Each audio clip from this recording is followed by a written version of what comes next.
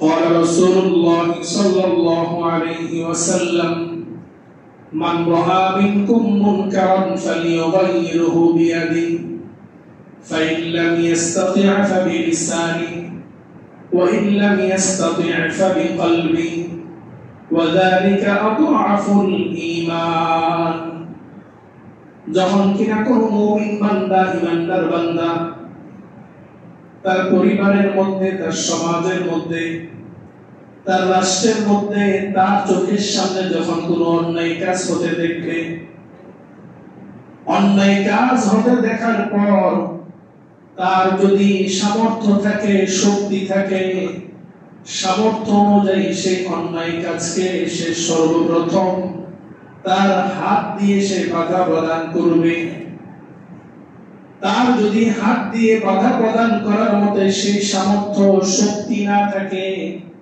তাহলে মুমিন বান্দার 2 নম্বর দায়িত্ব হলো সে তার মুখ দ্বারা সেটার প্রতিবাদ জানাবে জবান দ্বারা সেই অন্যায় কাজের বিরোধিতা করবে প্রতিবাদ জানাবে এটা হলো মুমিন বান্দার 2 নম্বর দায়িত্ব যদি জবান দ্বারা প্রতিবাদ জানানোর মতো শক্তি সামর্থ্য না থাকে কমপক্ষে ওই মুমিন বান্দা অন্যায় দেখার পর সেই অন্যায়কে সে সাপোর্ট করবে না অন্যায়কারীর পাশে দাঁড়াবে না বরং সেই অন্যায়কারীর প্রতি তার অন্তরের মধ্যে ঘৃণা লালন করবে অন্যায়কে সে ঘৃণা করবে অন্যায়কে ঘৃণা করে সে স্থান ত্যাগ করবে কমপক্ষে অন্যায়ের প্রতি ঘৃণা যে লালন করবে এটা হলো সর্বনিম্ন ঈমানদার ব্যক্তি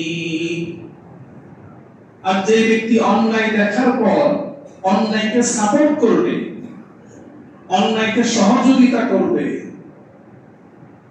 আল্লাহ রাসূলের হাদিস অনুযায়ী বোঝা যায় ওই ব্যক্তির মধ্যে ঈমানই নেই নাউযুবিল্লাহ قولا له قولا لينا لعله يتذكر أو يخشى وموسى عليه السلام وهارون عليه السلام আপনারা যখন ফেরাউনের কাছে যাবেন ফেরাউনের কাছে গিয়ে যখন হক কথা বলবেন দ্বীনের দাওয়াত দিবেন দ্বীনের দাওয়াত দেওয়ার সময় তাকে কর্কশ ভাষায় কথা বলবেন না শক্ত ভাষায় কথা বলবেন না তার সাথে কিভাবে কথা বলবেন কওলান লাইয়িনা ফেরাউনকে যখন দ্বীনের দাওয়াত দিবেন হক কথা বলবেন ফেরাউনের মতো পাপিষ্ঠ ব্যক্তিকেও আপনি নম্র ভাষায় কোমল ভাষায় তাকে দ্বীনের দাওয়াত দেন সুবহানাল্লাহ লাআল্লাহু ইয়াতাযাক্কারু আও ইয়াখশা হতে পারে তাকে যখন দ্বীনের দাওয়াত কোমল ভাষায় নম্র ভাষায় দেওয়া হবে সেই দ্বীনের দাওয়াত শোনার পর সেই দ্বীনের দাওয়াতকে সে গ্রহণ করবে হয়তোবা সে আল্লাহ তাআলাকে ভয় পাবে পৃথিবীর মধ্যে মুসা আলাইহিস সালাম এবং হারুন আলাইহিস সালামের চাইতে বড় মুবাল্লিগ বর্তমানে কেউ নেই বর্তমান সময়ে আমরা যারা দাওয়াতের কাজ করি হক কথা বলি মুসা আলাইহিস সালাম আর হারুন আলাইহিস সালামের চাইতে বড় মুবাল্লিগ কেউ আছে বর্তমান জামানায় ফেরাউনের চাইতে বড় পাপিষ্ঠ কেউ আছে ফেরাউনের চাইতে বড় পাপিষ্ঠ কেউ আছে বর্তমানে তো কেউ নিজেকে খোদা দাবি করতেছে না তো সুতরাং ফেরাউনের চাইতে বড় পাপিষ্ঠ যদি পৃথিবীতে না থাকে সুতরাং আমরা কিভাবে আরেকজনকে হক কথা বলার সময় দ্বীনের দাওয়াত দেওয়ার সময় অন্যায় থেকে বিরত রাখার সময় তার সাথে কিভাবে আমরা কঠোরতা অবলম্বন করতে পারি সুবহানাকা লা ইলমা লানা ইল্লা মা 'আল্লামতানা ইন্নাকা আনতাল আলীমুল হাকীম রব্বি জিদনি ইলমা রব্বি ইশরাহ লি সাদরি ওয়া ইয়াসসির লি আমরি واحلل عقدة من لساني يفقهوا قولي اللهم صل على محمد وأنزله المقعد المقرب عندك يوم القيامة اللهم صل على محمد وعلى آل محمد كما صليت على إبراهيم وعلى آل إبراهيم إنك حميد مجيد اللهم بارك على محمد وعلى آل محمد كما باركت على إبراهيم وعلى آل إبراهيم إنك حميد مجيد الحمد لله ثم الحمد لله উপস্থিত মুআজ্জাজ মুকাররম ওয়াজিবুল ইহতিরাম সম্মানিত উলামায়ে কিরাম আমার পরম শ্রদ্ধাভাজন পিতৃতুল্য সম্মানিত মুরব্বিয়ান আয়োজন আমার সমবয়সী দিন প্রিয় ইসলাম প্রিয় যুবক তরুণ ভাইয়েরা স্নেহের মাসুম বাচ্চারা পর্দার থেকে শ্রবণরত আমার দিনদার পর্দানিশীন সম্মানিত মা ও বোনেরা দূর দূরান্ত থেকে আগত মুহিব্বিন মুতাআল্লিকিন মুসাল্লিন কিরাম আমরা আল্লাহ তাআলার দরবারে সর্বপ্রথম শুকর গুজার করছি যে আল্লাহ সুবহানাহু ওয়া তাআলা আজকের এই পবিত্র জুমার দিন সাইয়্যিদুল আইয়ামে আল্লাহ তাআলার ঘর সাইয়্যিদুল মাকানে আমাদেরকে এই মুহূর্ত পর্যন্ত সুস্থ হায়াত ঈমানি হায়াত দান করে আল্লাহ তাআলার মহান হুকুম ফরজ বিধান জুমার সালাত আদায়ের উদ্দেশ্যে আল্লাহ তাআলার ঘরে হাজির হওয়ার তৌফিক এনায়েত করেছেন সকলে অন্তরের অন্তঃস্থল থেকে হৃদয়ের গভীর থেকে উচ্চ স্বরে কালিমাত শুকর করছি সকলে বলি আলহামদুলিল্লাহ অসংখ্য অগণিত দরুদ এবং সালামের হাদিয়া পেশ করছি দু জাহানের বাদশাহ সরকার দু আলম রাহমাতুল লিল আলামিন আকায়ে নামদার তাজদার মদিনা জনাব মুহাম্মদুর রাসূলুল্লাহ সাল্লাল্লাহু আলাইহি ওয়াসাল্লামের প্রতি সম্মানিত মুসল্লিন কিরাম আরবি সফর মাস চলমান রয়েছে আজকে সফর মাসের তৃতীয় জুমা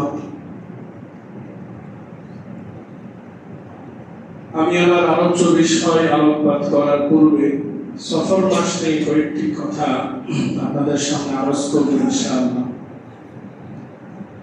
সফর মাস চন্দ্র মাসের দ্বিতীয় মাস প্রথম মাস হচ্ছে মুহররম তারপরের মাস হচ্ছে সফর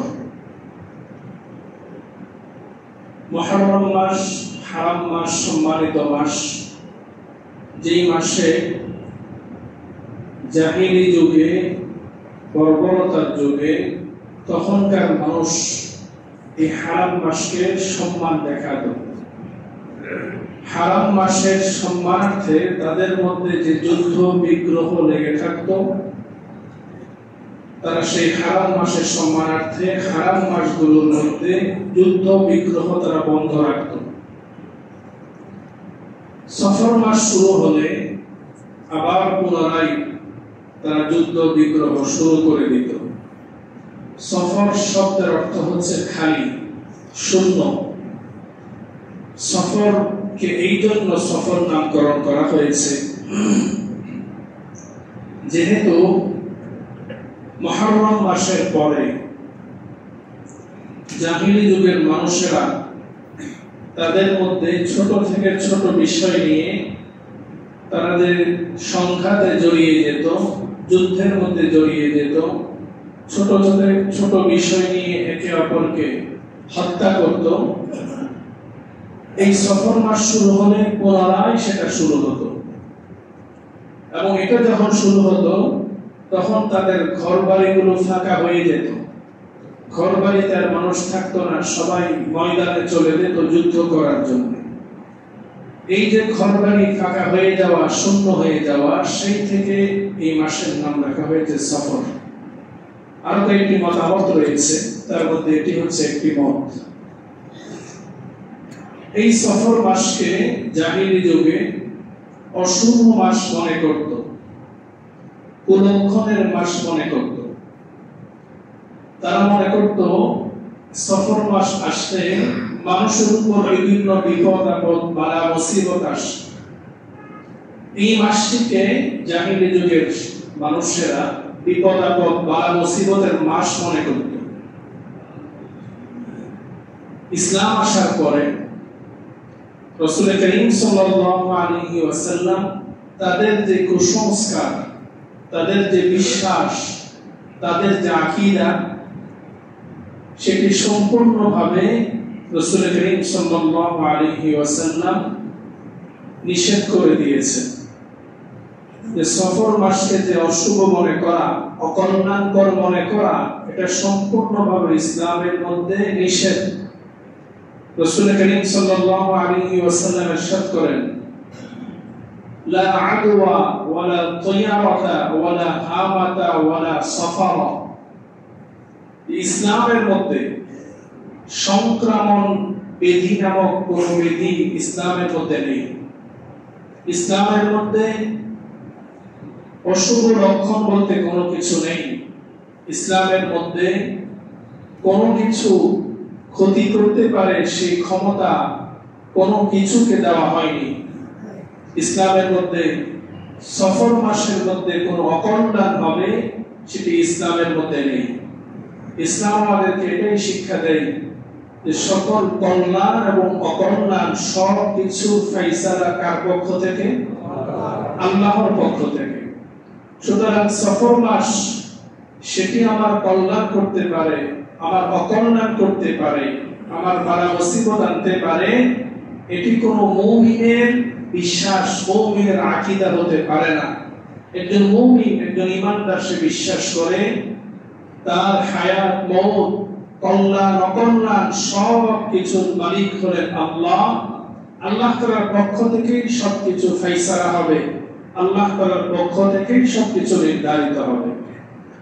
এই জন্য এই সফর মাসকে জাহিলি যুগে যে অশুভ মাস মনে করত, ইসলামের মধ্যেও অনেকেই অশুভ মনে করে। এই সফর মাসে আমরা অনেকেই শুভ কাজ করতে চাই না, মনে করি যে এই মাসে কোনো শুভ কাজ করতে গেলে মনে হয় অশুভ হয়ে যাবে। অনেক সময় দেখা যায় বিয়ে শাদীর তারিখ, দিন তারিখ ঠিক করতে গেলে সফর মাসে আমরা দিন তারিখ ঠিক করতে চাই না। এটা সম্পূর্ণভাবে আমাদের ভুল বিশ্বাস, ভুল আকীদা। বরঞ্চ কুফরি শক্তি, বেঈমান কাফের যেটাকে অশুভ মনে করে, সেটার মধ্যে আমরা আরো বেশি বেশি কল্যাণের কাজ করব, বেশি বেশি আমাদের জন্য যেটা শুভ এমন কাজ করব। বিয়ে শাদীর বিষয় হোক, আমাদের যে কোনো অনুষ্ঠান হোক, প্রোগ্রাম হোক, ভালো কাজ হোক, এই মাসে বেশি বেশি করার চেষ্টা করব, যাতে করে সমাজ থেকে এই রসম, এই প্রথা, এই বিশ্বাস উঠে যায় যে সফর মাসে আসলে কোনো অশুভ, কোনো অকল্যাণ, কোনো বালা মুসিবত সফর মাসে আলাদা কোনো সফর মাস বয়ে আনতে পারে না। কারণ সফর মাস তো আল্লাহ তাআলারই তৈরি। যা কিছু হবে, যা কিছু করবে আল্লাহ তাআলার পক্ষ থেকেই আসবে। সফর মাসের মধ্যে আরেকটি রসম আমাদের সমাজের মধ্যে চালু, যেটিকে আমরা বলি আখেরি চাহার সোমবার। সফর মাসের শেষ বুধবারকে, অর্থাৎ আগামী বুধবারকে আমাদের দেশে, আমাদের সমাজে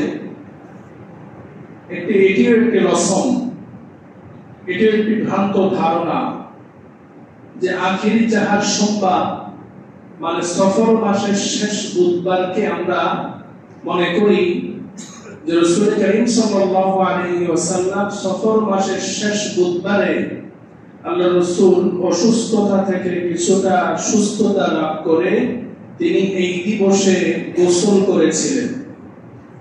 এই জন্য এই দিবসটিকে অনেকে কল্যাণকর দিবস বা একটি ফজিলতের দিবস মনে করে। এই দিবসকে কেন্দ্র করে অনেকে আমরা গোসল করি, গোসলের পানি পড়ানি ইত্যাদি অনেক কাজ করা হয়ে থাকে। আসলে যেই সকল বই পুস্তকের মধ্যে এই আখিরি জাহাজ সম্পর্কে কেন্দ্র করে বিভিন্ন ঘটনা, বিভিন্ন আমলের কথা, বিভিন্ন ফজিলতের কথা উল্লেখ আছে, ওই বই পুস্তকগুলো আসলে কোনো সহিহ সনদে, কোনো সঠিক তথ্য নির্ভর কোনো বই পুস্তক নয়। বিশেষ করে মাকসুদুল মুমিন সহ কিছু কিছু বই আছে যেগুলো সবগুলো বানোয়াট আজগুবি বিভিন্ন বিষয় ইসলাম সম্পর্কে, বিভিন্ন দিবস সম্পর্কে বানানো বিভিন্ন হাদিস, জাল বানোয়াট বর্ণনা সেখানে নিয়ে আসা হয়েছে। এটার সাথে আসলে ইসলামের সাথে কোনো সম্পর্ক নেই। এই বিষয়ে আলোচনা করতে গেলে অনেক লম্বা আলোচনা চলে যাবে, এটা আসলে আমার প্রয়োজন নেই। এতটুকু আমাদেরকে বুঝতে হবে যে আখির যাহা সংবাদ, এটা কোরআন এবং হাদিসের মধ্যে সহিহ বর্ণনায় কোথাও এই বিষয়ে কোনো আলাদা কোনো ফজিলতের কথা, এবং আখির যাহা সংবাদ সফর মাসের শেষ বুধবারেই রাসূল করিম সাল্লাল্লাহু আলাইহি ওয়াসাল্লাম সুস্থতা বোধ করেছিলেন, গোসল করেছিলেন, এটাও প্রমাণিত নয়। এটা নিয়ে অনেক মত পার্থক্য রয়েছে। তো এই জন্য এই সফর মাসকে কেন্দ্র করে আমাদের দেশে, আমাদের সমাজে যে সকল কুসংস্কারগুলো, যে সকল রসমগুলো এখনো পর্যন্ত বিরাজমান, আমরা যেন এই সকল রসম, এই সকল কুসংস্কার থেকে আমরা যেন বেঁচে থাকতে পারি, অপরকে বাঁচানোর জন্য আমরা যেন দাওয়াত দিতে পারি। আল্লাহ তাআলা আমাদের সকলকে তৌফিক দান করুন। আমিন। পবিত্র কোরআনুল কারীমের সূরাতুত তাওবার ৭১ নম্বর আয়াত তেলাওয়াত করেছি। আল্লাহ সুবহানাহু ওয়া তাআলা ইরশাদ করেছেন, ওয়াল মুমিনুনা ওয়াল মুমিনাতু বা'দুহুম আউলিয়াউ বা'দ। মুমিনগণ, নারী পুরুষ একে অপরের সহায়ক। ইয়া'মুরুনা বিল মা'রুফ। আল্লাহ তাআলা এই আয়াতের মধ্যে মুমিনগণের কিছু গুণাগুণ, কিছু বৈশিষ্ট্য আল্লাহ তাআলা এখানে আলোচনা করেছেন। আল্লাহ তাআলা বলেন, ওয়াল মুমিনুনা ওয়াল মুমিনাতু বা'দুহুম আউলিয়াউ বা'দ। মুমিনগণ তারা একে অপরের সহায়ক।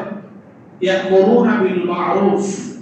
মুমিনগণের অন্যতম একটি গুরুত্বপূর্ণ সিফাত, গুরুত্বপূর্ণ গুণ হচ্ছে মুমিনগণ তারা একে অপরকে ভালো কাজের আদেশ করবে, সৎ কাজের আদেশ করবে। ওয়ায়ানহাউনা আনিল মুনকার। মুমিনগণের একটি সিফাত, গুণ হচ্ছে মুমিনগণ একে অপরকে অসৎ কাজ থেকে, মন্দ কাজ থেকে বিরত থাকতে বলবে। সৎ কাজের আদেশ এবং অসৎ কাজের নিষেধ করা, এটা মুমিনের অন্যতম একটি সিফাত, মুমিনের অন্যতম একটি গুণ।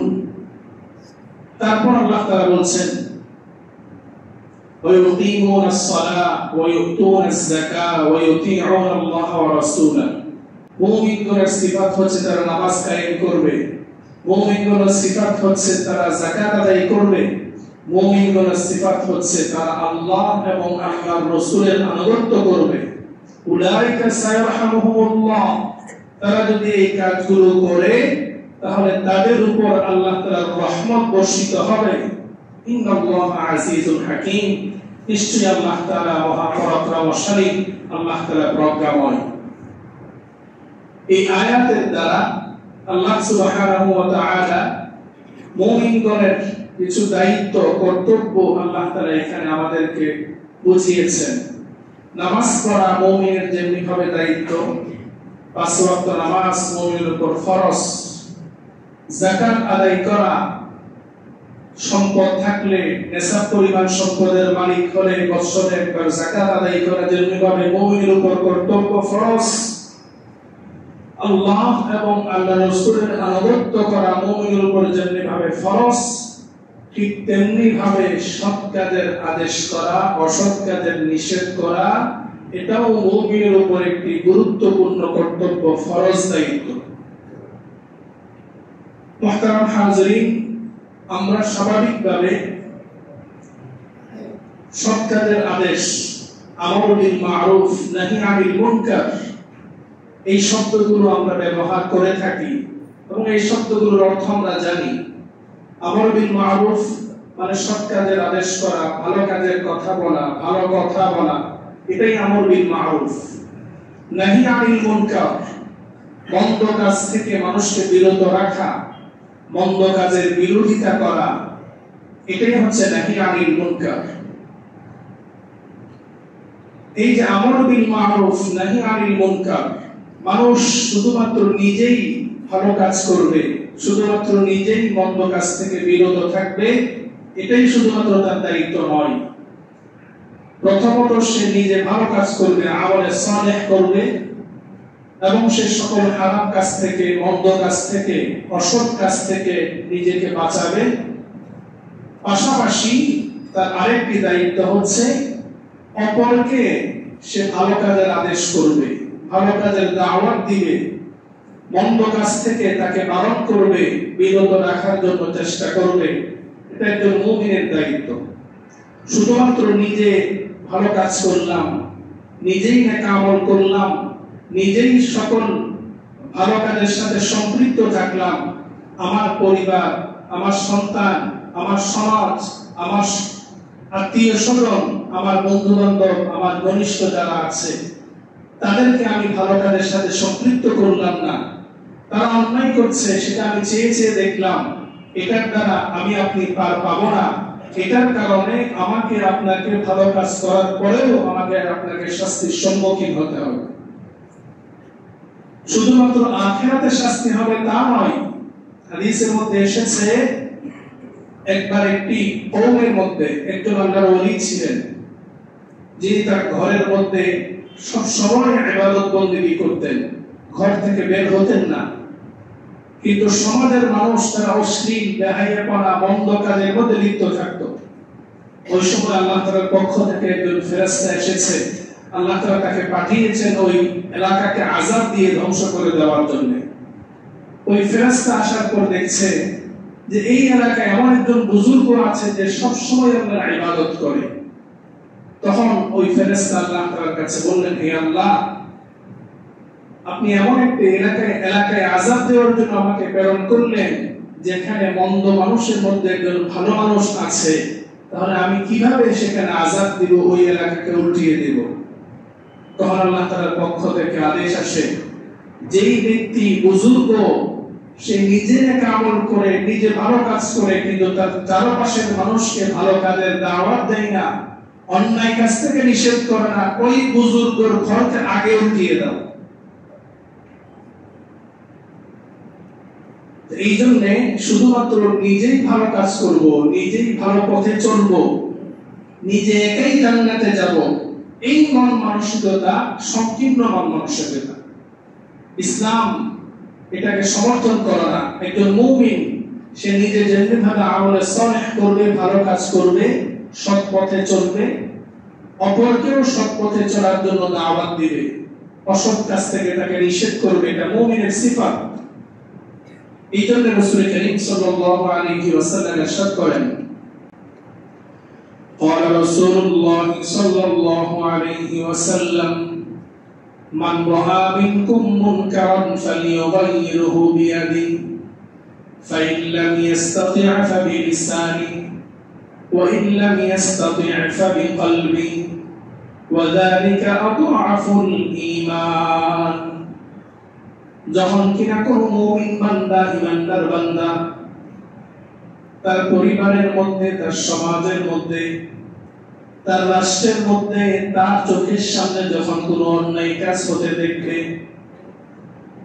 অন্যায় কাজ হতে দেখার পর তার যদি সামর্থ্য থাকে, শক্তি থাকে, সামর্থ্য অনুযায়ী সেই অন্যায় কাজকে সে সর্বপ্রথম তার হাত দিয়ে সে বাধা প্রদান করবে। তার যদি হাত দিয়ে বাধা প্রদান করার মতো সেই সামর্থ্য, শক্তি না থাকে, তাহলে মুমিন বান্দার 2 নম্বর দায়িত্ব হলো সে তার মুখ দ্বারা সেটার প্রতিবাদ জানাবে, জবান দ্বারা সেই অন্যায় কাজের বিরোধিতা করবে, প্রতিবাদ জানাবে। এটা হলো মুমিন বান্দার 2 নম্বর দায়িত্ব। যদি জবান দ্বারা প্রতিবাদ জানানোর মতো শক্তি, সামর্থ্য না থাকে, কমপক্ষে ওই মুমিন বান্দা অন্যায় দেখার পর সেই অন্যায়কে সে সাপোর্ট করবে না, অন্যায়কারীর পাশে দাঁড়াবে না, বরং সেই অন্যায়কে, অন্যায়কারীর প্রতি তার অন্তরের মধ্যে ঘৃণা লালন করবে, অন্যায়কে সে ঘৃণা করবে, অন্যায়কে ঘৃণা করে সে স্থান ত্যাগ করবে। কমপক্ষে অন্যায়ের প্রতি ঘৃণা যে লালন করবে, এটা হলো সর্বনিম্ন ঈমানদার ব্যক্তি। আর যে ব্যক্তি অন্যায় দেখার পর অন্যায়কে সাপোর্ট করবে, অন্যায়কে সহযোগিতা করবে, আল্লাহ রাসূলের হাদিস অনুযায়ী বোঝা যায় ওই ব্যক্তির মধ্যে ঈমানই নেই। নাউযুবিল্লাহ। এই জন্য শুধুমাত্র নিজে ভালো কাজ করব, নিজে একা জান্নাতে যাব, এই চিন্তা চেতনা পরিহার করে আমাদের সকলকে আমর বিল মারুফ নাহি আনিল মুনকারের দায়িত্ব আমাদের প্রত্যেককে নিতে হবে। দাওয়াত, মানুষের কাছে সৎ কাজের যে দাওয়াত, ভালো কাজের যে দাওয়াত আমরা পৌঁছাবো, যেটাকে আমরা তাবলীগ বলি, বাল্লাগা ইয়াবল্লিগু, তাবলীগ মানে পৌঁছানো। তাবলীগ দ্বারা উদ্দেশ্য হচ্ছে মানুষের কাছে দ্বীনের কথাগুলো পৌঁছে দেওয়া, মানুষের কাছে হক কথাগুলো পৌঁছে দেওয়া, এটাই হচ্ছে তাবলীগ। এই তাবলীগ এটা দুই প্রকার, একটা হচ্ছে ইনফিরাদি আর একটা হচ্ছে ইজতিমাঈ। ইনফিরাদি মানে আপনি একজন মানুষের কাছে ভালো কথা পৌঁছাবেন, একজন মানুষের কাছে আপনি তাকে খারাপ কাজ থেকে, মন্দ কাজ থেকে তাকে বারণ করবেন। সেটা হয়তো বা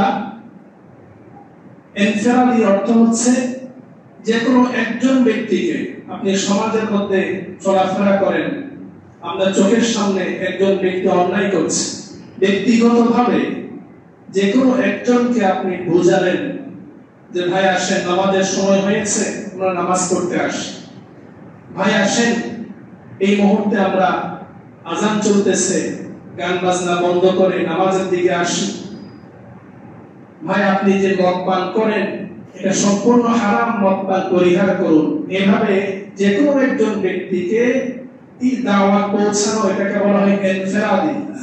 আরেকটা হচ্ছে ইজতিমাঈ, অনেক মানুষকে একসাথে দ্বীনের আলোচনা শোনানো।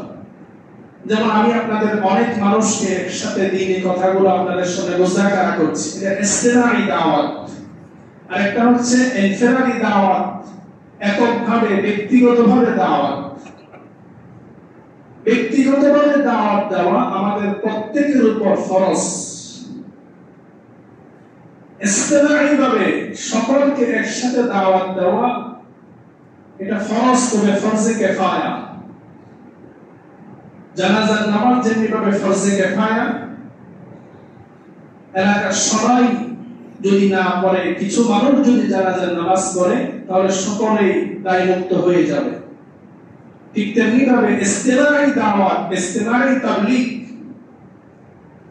এটা সমাজের কিছু মানুষ যদি করে তাহলে সকলে দায়মুক্ত হয়ে যাবে। কিন্তু ইনফিরাদি তাবলীগ, ব্যক্তিগতভাবে মানুষকে দ্বীনের দাওয়াত পৌঁছানো, ব্যক্তিগতভাবে মানুষকে হক কথা বলা, ব্যক্তিগতভাবে মানুষকে অন্যায় থেকে বিরত রাখা, এটা প্রত্যেকের উপর ফরজ।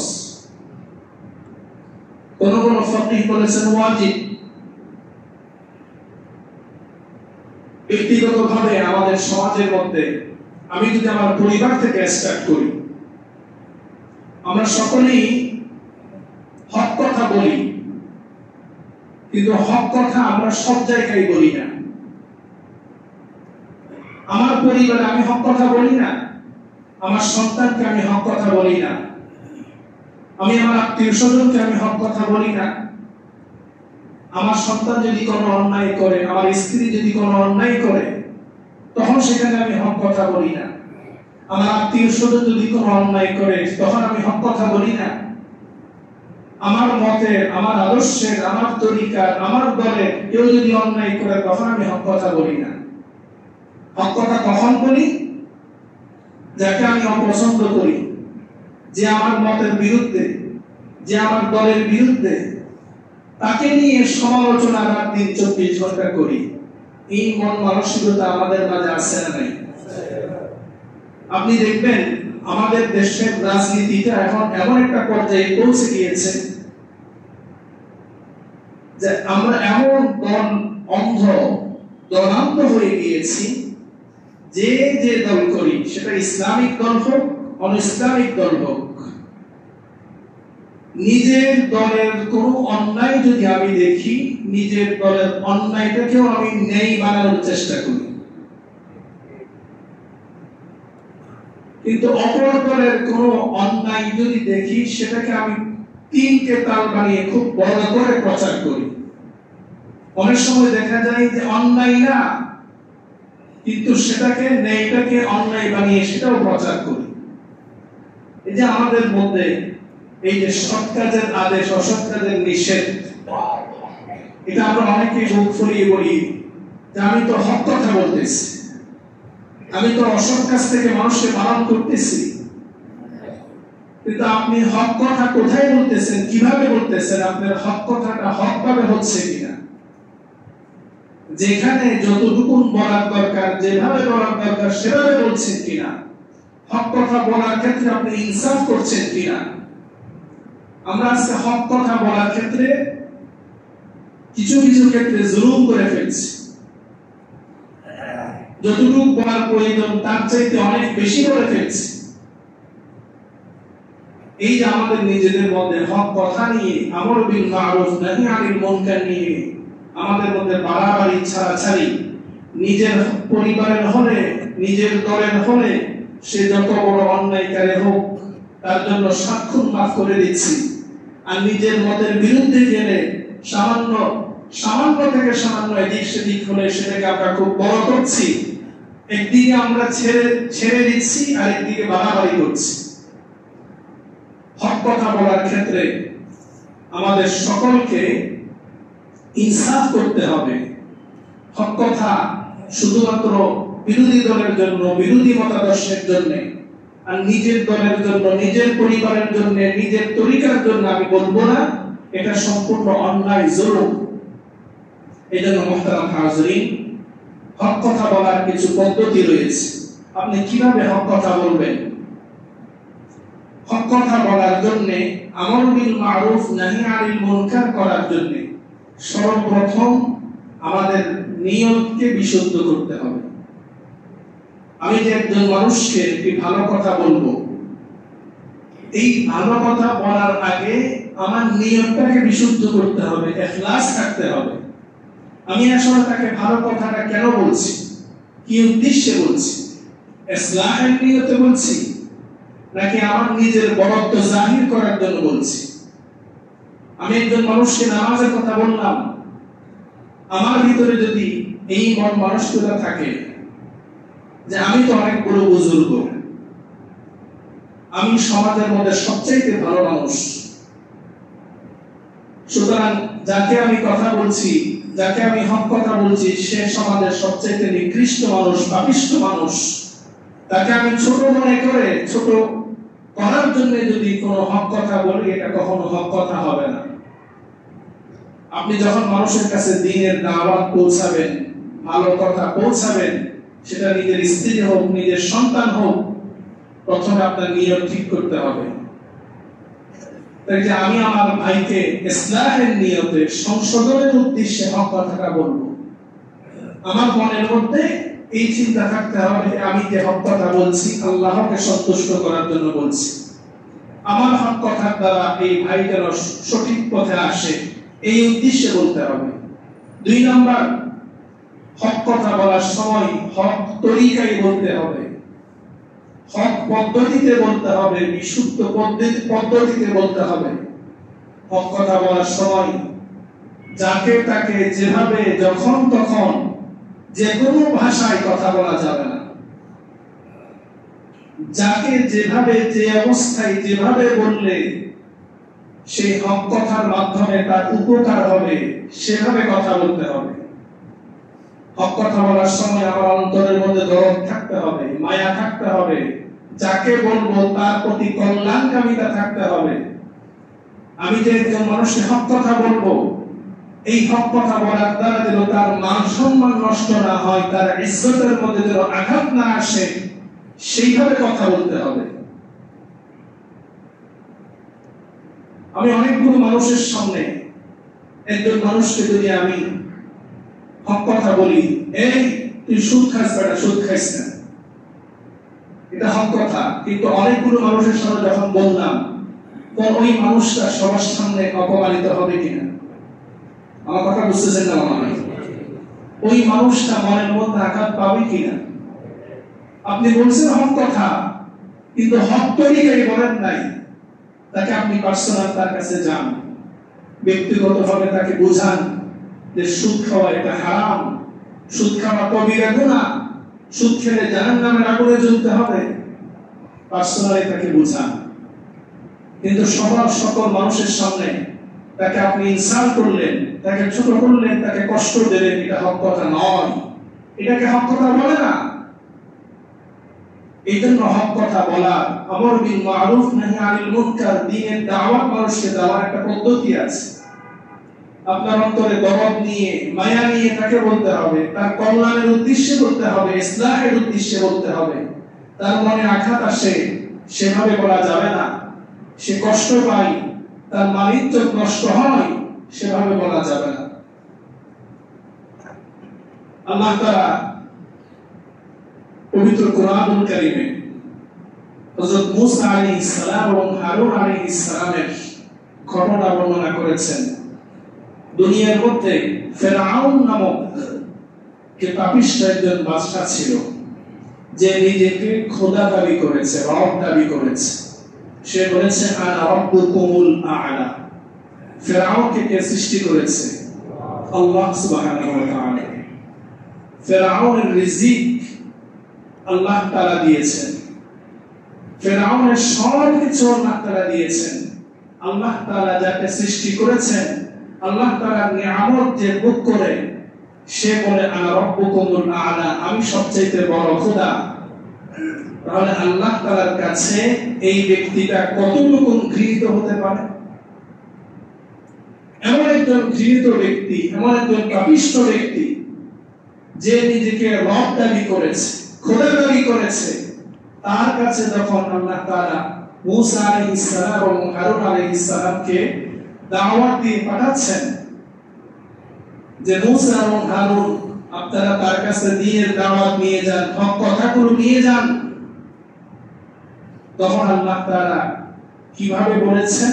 আল্লাহ তাআলা পবিত্র কোরআনুল কারীমে ইরশাদ করেছেন, সূরা তাহা এসেছে, قُولَا لَهُ قَوْلًا لَيِّنًا لَعَلَّهُ يَتَذَكَّرُ أَوْ يَخْشَى। ও মূসা আলাইহিস সালাম ও হারুন আলাইহিস সালাম, আপনারা যখন ফেরাউনের কাছে যাবেন, ফেরাউনের কাছে গিয়ে যখন হক কথা বলবেন, দ্বীনের দাওয়াত দিবেন, দ্বীনের দাওয়াত দেওয়ার সময় তাকে কর্কশ ভাষায় কথা বলবেন না, শক্ত ভাষায় কথা বলবেন না। তার সাথে কিভাবে কথা বলবেন? কওলান লাইয়িনা।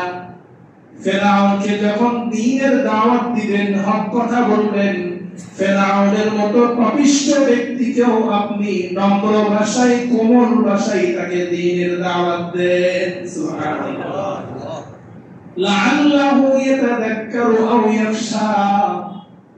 হতে পারে তাকে যখন দ্বীনের দাওয়াত কোমল ভাষায়, নম্র ভাষায় দেওয়া হবে, সেই দ্বীনের দাওয়াত শোনার পর সেই দ্বীনের দাওয়াতকে সে গ্রহণ করবে, হয়তোবা সে আল্লাহ তাআলাকে ভয় পাবে। পৃথিবীর মধ্যে মূসা আলাইহিস সালাম এবং হারুন আলাইহিস সালামের চাইতে বড় মুবাল্লিগ বর্তমানে কেউ নেই। বর্তমান সময়ে আমরা যারা দাওয়াতের কাজ করি, হক কথা বলি, মূসা আলাইহিস সালাম আর হারুন আলাইহিস সালামের চাইতে বড় মুবাল্লিগ কেউ আছে? বর্তমান জামানায় ফেরাউনের চাইতে বড় পাপিষ্ঠ কেউ আছে? ফেরাউনের চাইতে বড় পাপিষ্ঠ কেউ আছে? বর্তমানে তো কেউ নিজেকে খোদা দাবি করতেছে না। তো সুতরাং ফেরাউনের চাইতে বড় পাপিষ্ঠ যদি পৃথিবীতে না থাকে, সুতরাং আমরা কিভাবে আরেকজনকে হক কথা বলার সময়, দ্বীনের দাওয়াত দেওয়ার সময়, অন্যায় থেকে বিরত রাখার সময় তার সাথে কিভাবে আমরা কঠোরতা অবলম্বন করতে পারি? রাসূল করিম সাল্লাল্লাহু আলাইহি ওয়াসাল্লাম আমাদেরকে কি শিক্ষা দিয়েছেন? একদিন আল্লাহর রাসূল মসজিদে নববীতে বসা, একজন গ্রাম্য ব্যক্তি, অজ্ঞ ব্যক্তি, সে মসজিদে নববীতে আসলো। আসার পর সে তাড়াহুড়া করে নামাজ আদায় করলো। নামাজ আদায় শেষে সে একটি দোয়া করলো, আল্লাহুম্মা আরহামনি ওয়া মুহাম্মাদান ওয়া লা তারহাম মা'ানা আহাদুন। হে আল্লাহ, আপনি আমার উপর আর মুহাম্মদের উপর রহম করুন, আমাদের সাথে আর কাউকে আপনি রহম করিয়েন না। আর রাসূল সাল্লাল্লাহু আলাইহি ওয়াসাল্লাম তাকে বললেন যে তুমি যে আল্লাহ তাআলার কাছে দোয়া করলে, তুমি তো আল্লাহ তাআলার রহমতটা দুইজনের জন্য সীমাবদ্ধ করে ফেললে। আল্লাহ তাআলার রহমতটাকে তুমি সংকীর্ণ করে ফেললে। আল্লাহ তাআলার রহমত তো এতটা সংকীর্ণ নয়। আল্লাহ তাআলা তো মহান, আল্লাহ তাআলার রহমত মহান, আল্লাহ তাআলার রহমত প্রশস্ত। ওই গ্রাম্য ব্যক্তি কিছুক্ষণ পরে সে মসজিদে, যেখানে নামাজ পড়ে, মসজিদের বারান্দায় গিয়ে সে প্রস্রাব করা শুরু করে দিল। সে তো মূর্খ, সে তো কিছু বুঝে না। মসজিদ যে সম্মানিত স্থান, এখানে যে মানুষ নামাজ আদায় করে, এখানে একটা সম্মান রয়েছে, সে বুঝ নাই, জ্ঞান নেই, মূর্খ মানুষ। সে যখন প্রস্রাব করা শুরু করে দিল, সাহাবায়ে কেরাম রিদওয়ানুল্লাহি আলাইহিম আজমাইন এটা দেখে সাথে সাথে গিয়ে তাকে বাধা দিল, তুমি প্রস্রাব করবে না এখানে।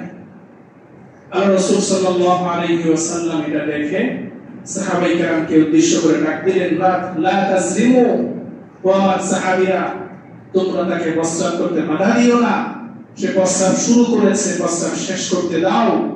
ইন্নামা বুইসতুম মুয়াসসিরিনা ওয়া লা তাবআসু মুআসসিরিন, তোমাদেরকে আল্লাহ তাআলা এই জন্য দুনিয়াতে প্রেরণ করে নাই যে তোমরা মানুষের প্রতি কঠোর হবে, বরঞ্চ তোমাদেরকে এই জন্য দুনিয়াতে প্রেরণ করা হয়েছে যে তোমরা মানুষের প্রতি কোমল হবে, নম্র হবে। ওই গ্রাম্য ব্যক্তি যখন প্রস্রাব শেষ করলো, রাসূল সাল্লাল্লাহু আলাইহি ওয়াসাল্লাম সাহাবায়ে কেরামকে বললেন, যাও এবার সেই স্থানটা পানি দিয়ে ধৌত করে পাক পবিত্র করো। ওই ব্যক্তি যখন প্রস্রাব শেষ, তাকে কাছে রাখলেন।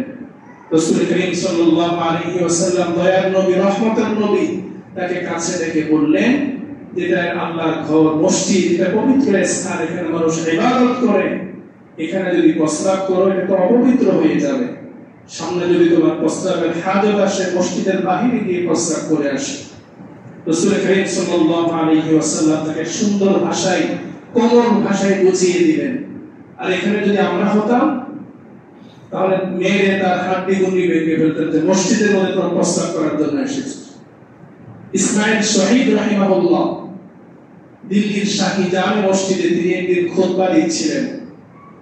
ওই সময় একজন দুষ্ট মানুষ, প্রত্যেক জামানায় কিছু দুষ্ট মানুষ থাকে যারা আলেমদের পিছনে লেগে থাকে। ওই দুষ্ট প্রকৃতির মানুষ খুতবার মাঝখানে দাঁড়িয়ে ওনাকে বললেন, হুজুর আমার একটা কথা আছে। কি কথা বলেন? বলল, আমি জানতে পেরেছি আপনি নাকি জারজ সন্তান। নাউযুবিল্লাহ। তো চিন্তা করেন, ওই মজলিসে ইসমাইল শহীদ রাহিমাহুল্লাহ, তিনার মাথার মেজাজ কেমন গরম হওয়ার কথা। ওইখানে যদি আমি থাকতাম বা আপনারা থাকতেন, তাহলে সেখানে তাকে মাইর শুরু করে দিতেন। আমরা শুরু না করলেও আমাদের ভক্ত যারা আছে তারা মাইর শুরু করে দিত। ইসমাইল শহীদ রাহিমাহুল্লাহ তিনি বললেন, ভাই আপনি যে কথাটা শুনেছেন বা যে কথাটা বলেছেন, এটা ভুল শুনেছেন, ভুল বলেছেন। আমার বাবার বিয়ের সাক্ষী এখনো পর্যন্ত দিল্লির মধ্যে জীবিত আছে, আপনি তার কাছ থেকে জেনে নিয়ে। এর চাইতে সুন্দর তো আর কোনো জবাব নেই। এই জন্য মুহতারাম হাজরিন, আমাদেরকে হক কথা বলার সময় কমনীয়তার সাথে, কমলতার সাথে, নম্রতার সাথে, ভদ্রতার সাথে বলতে হবে। সে যেই হোক না কেন, ছোট থেকে ছোট, বড় থেকে বড়, যাকে আমি হক কথা বলবো, দ্বীনের কথা বলবো, তার সম্মানে যেন আঘাত না আসে, সেজন্য আমার কথার দ্বারা মনে কষ্ট না পাই, সেভাবে আমরা হক কথাগুলো বলবো। আল্লাহ তাআলা আমাদের সকলকে মুমিন হিসাবে যে আমাদের দায়িত্ব, সৎ কাজের আদেশ, অসৎ কাজের নিষেধ, এই দায়িত্বটা যেন আমরা সঠিক তরিকায়, সহিহ নিয়তে করতে পারি, আল্লাহ তাআলা আমাদের সকলকে তৌফিক দান করুন। আমি আমার মুরব্বি যারা আছি, আপনারা যদি মনে কষ্ট না নেন, একটা অনুরোধ রাখবো, সেটা হচ্ছে যারা আমরা চেয়ারে নামাজ পড়ি, তারা যদি কাতারের সামনের কাতারে যারা বসি, তারা যদি সিরিয়াল ভাই এভাবে একজন দুইজন করে পিছনে পিছনে বসি, তাহলে হবে কি আমাদের কাতারগুলো সোজা করাটা সহজ হবে। মানে আমি বলতে যাচ্ছি এখান থেকে আমাদের সামনে কাতারে 4 জন বা 5 জন বসেছি, আমরা যদি 2 জন করে এভাবে পিছনে পিছনে বসি তাহলে আমাদের কাতার সোজাটা কি হবে, সহজ হবে। অসুস্থতা মাযুরতা এটা আল্লাহ তাআলার পক্ষ থেকে। আমিও অসুস্থ, আমি গত 2 দিন জ্বর, শরীর ব্যথার কারণে দেখা গেছে আমি রুকু সিজদা করতে পারি নাই।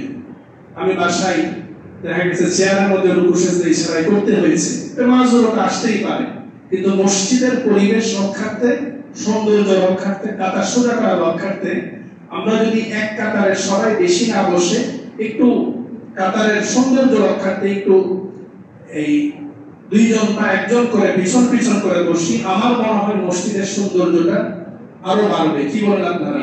আল্লাহ তাআলা আমাদের সকলকে বুঝার আমল করার তৌফিক দান করুন।